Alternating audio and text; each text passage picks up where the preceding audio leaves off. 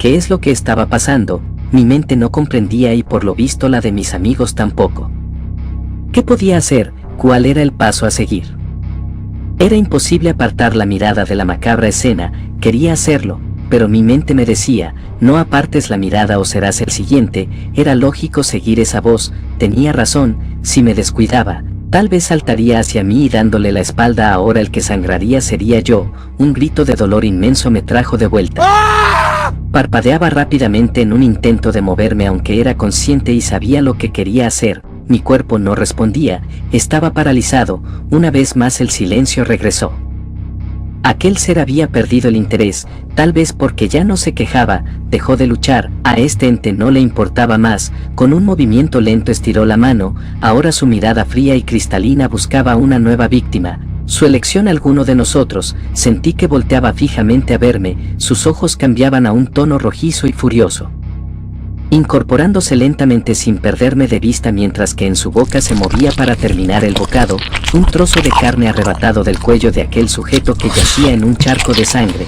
Torpemente su siniestra caminata comenzó. Habrían pasado escasos segundos, continuaba inerte.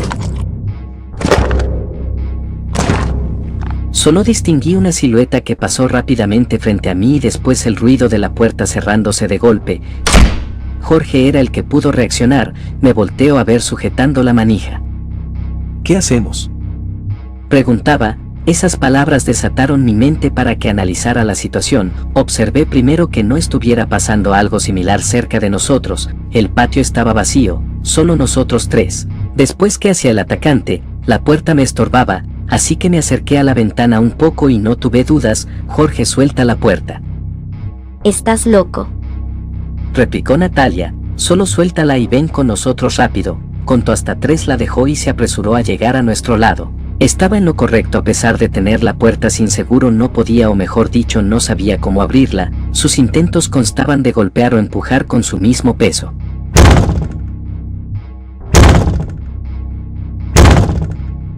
También pude notar cómo su cara cambiaba cada vez más a la ira. Está frustrado. A unos pasos tenía más víctimas. Lo enfadaba el hecho de no poder alcanzarnos. Poco a poco caminamos hacia atrás. Aquel ser notó que nos movíamos y con su aletargado caminar quiso llegar a nuestra posición. Levantó las manos con la intención de atraparnos. Pero el vidrio lo detuvo, no era lo suficientemente fuerte para romperlo. Se dedicó a tallar sus manos en el cristal. Aquel, una vez transparente, cambió su tono a un rojo oscurecido. Fue entonces que apresuramos el paso para retirarnos. Dimos vuelta buscando a un maestro, a un coordinador, a alguien que nos pudiera decir qué hacer. Antes de dejar el pasillo, el morbo hizo que regresara la vista al aula. Me sorprendí, y no fue el ser que incesantemente insistía en romper la ventana, no. El cuerpo que estaba en el suelo se movía, temblaba igual que antes ocurría con su agresor. De no ser porque Natalia se aferraba a mi brazo, hubiera parado. Una idea muy diferente a la de mis compañeros. No sé por qué recordé a mi padre cuando decía una frase de un gato y la curiosidad. La verdad, no ponía mucha atención cuando comenzaba a hablar así. Junto con el mismo pensamiento, la sensación de que era estúpido pararme a observar. Continuamos con nuestro camino sin correr, pero sí con paso rápido que parecía el trotar. Nos alejamos de aquel sitio. Tomamos unos minutos para procesar lo que había pasado. Tenemos que avisarles, comenté. Natalia asintió con la cabeza, pero Jorge dijo: ¿qué les vas a decir? Un alumno se comió a otro y luego nos quiso de postre. Antes de que vayan a verificarlo te van a hacer 30 pruebas para ver que te metiste. Yo que estuve ahí no lo creo. ¿Y entonces qué hacemos? Tenemos que llevar a un maestro, pero sin decirle qué fue lo que pasó, y al ver tal escena llamará a la policía. Les creerán más que a nosotros. Acordamos que era lo mejor. Natalia tenía que hacerlo. Jorge y yo, digamos que éramos estudiantes regulares, por decirlo de buena manera. Natalia opinaba, ayudaba, concursaba. Buenas notas, una estudiante en toda la extensión de la palabra. De los tres, la mejor opción. Buscamos rápidamente. Natalia encontró al maestro de métodos. Cruzó unas palabras con él y con una sonrisa nos dio la señal para que la siguiéramos. De algún modo era relajante verla platicar y sonreír como si nada hubiese pasado. Contrastaba con la cara que desde aquel momento habíamos tenido. Al cabo de unos minutos nos acercábamos al sitio. El maestro Raúl vio las ventanas del salón. Levantó una ceja y movió discretamente la cabeza reprobando lo que veía. Se colocó delante de la puerta, levantó su mano para abrir. «No ábrala», Antes de poder terminar la frase, esta chocaba con la pared que servía de tope. ¿Cómo es posible?, pensé. Jorge la cerró, porque abre si solo la empujó un poco. ¿Qué demonios es esto?, exclamó Raúl. Al escucharlo un alivio invadió mi cuerpo. Los veía, seguramente deambulando por ahí sin brillo en sus ojos. Solo faltaban dos cosas: primero cerrar la puerta, y luego la llamada. Eso era todo. Mi fantasía se vio frustrada al escuchar lo siguiente. Raúl replicaba: ¿Cómo es posible, señorita Natalia, que se preste a este tipo de ridiculeces? La voz en mi interior decía: ¿en serio pensó que todo era una broma? Y ustedes jóvenes a esto vienen a la... Uno de ellos salió de la nada. Nadie notó su presencia. Una vez más frente a mis ojos la sangre corría. En ese momento no lo noté, pero no era ninguno de los dos de hace rato. Es más, aquello era una mujer, o solía serlo. Mordió su brazo derecho arrancándole un buen trozo de carne. Con un movimiento rápido de su hombro logró que esa cosa retrocediera lo suficiente para escapar. «Corran», solo pude decir.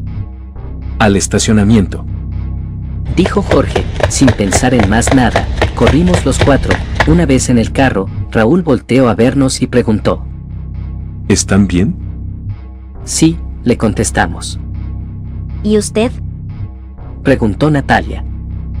Me duele bastante, necesito un médico. El hospital más cercano está a unos 20 minutos, pero alguien tendrá que manejar, no puedo hacerlo así. ¿Y por qué no llama?, le dije. Eso estaría bien si no tardaran tanto en llegar, respondió Raúl mientras colocaba su cinturón a la altura de la axila y lo apretó con la boca para detener el sangrado. Entonces, ¿quién sabe manejar? Natalia levantó la mano como si estuviéramos en clase. Ya de camino, mientras Jorge sujetaba el cinturón, Raúl preguntaba qué estaba pasando. Levanté los hombros. No lo sé. Conté todo lo que había pasado, desde la nota extraña de la mañana hasta el tipo comiéndose al otro. Raúl comentó: Pues espero no sea lo que estoy pensando, si no estoy jodido. Mientras dibujaba una sonrisa que expresaba nerviosismo y temor, mirando por el retrovisor. ¿Y qué estás pensando?, preguntó Natalia. Es una tontería, pero... mordidas, carnívoros, movimientos lentos, si lo unes todo solo puede ser una cosa. Natalia solo puso una cara de extrañeza. No entendía lo que quería decir Raúl, y en ese momento era mejor así. Para relajarnos prendí la radio para escuchar música y en silencio continuamos. Fue lo único que se me ocurrió hacer, y en parte funcionaba.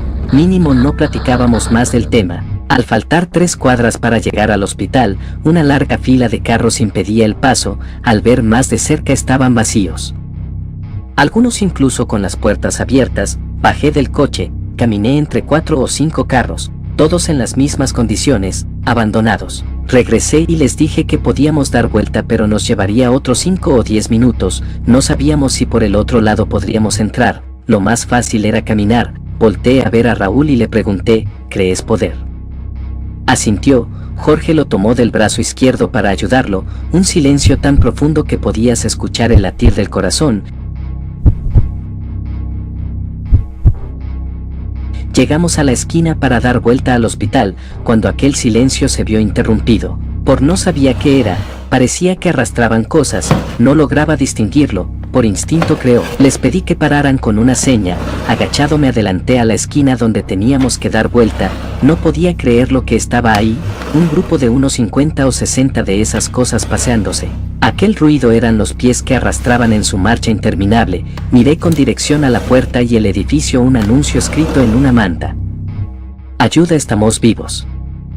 Entre las ventanas se distinguían siluetas, pero estas no eran torpes, se veían de frente y parecían mantener una conversación, muy diferentes a los que inundaban la calle, que incluso chocaban uno con otro. Regresé, y comenté en voz baja lo que estaba pasando. Raúl, con una voz débil, dijo: Regresemos, no hay nada que hacer. Sin opción volvimos. Esta vez Jorge ayudaba a Raúl, pero mantenerle el brazo ya no era suficiente. Ahora Raúl le rodeaba el cuello, dejando su mano caer a la altura del pecho. La cara de Jorge lo decía todo. Lo cargaba casi por completo. Aguanta, Raúl, ya unos pasos más y ya.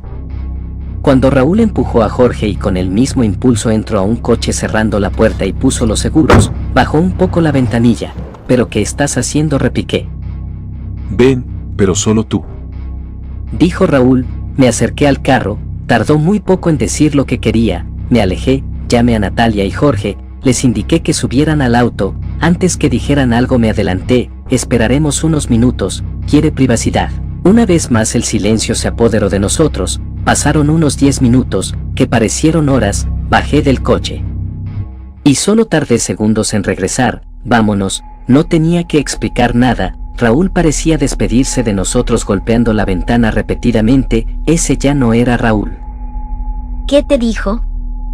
Rompió el silencio Natalia, dijo que se sentía muy hambriento y con sed, quería probar algo, donde se encerró había una botella de agua y una bolsa de papas a medio comer, bebería y comería si eso lo saciaba saldría del carro, también comentó que ya no sentía el cuerpo, tal vez por la pérdida de sangre, quería desmayarse. ¿Y qué quería probar? Mencionaba Jorge. Que todos aquellos malestares eran por la mordida, y si eso era cierto se dormiría, y al poco tiempo despertaría y ya no sería él.